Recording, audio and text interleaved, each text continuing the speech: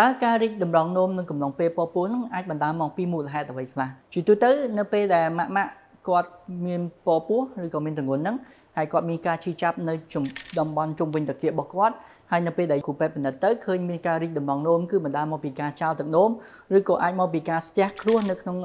តំបន់ជុំវិញក្នុងតម្រង់នោមឬក៏តាមផ្លូវបង្ហួរទឹកនោមហ្នឹង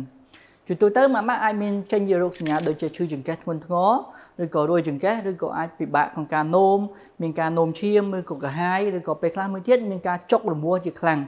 ហើយអាចជាទូទៅអាចមានក្តៅខ្លួនឬក៏មានការគួតចង្អោរឬក៏វិលមុខឬក៏ពេលខ្លះអាចរហូតដល់សន្លប់ជាដើមក្នុងករណីម៉ាក់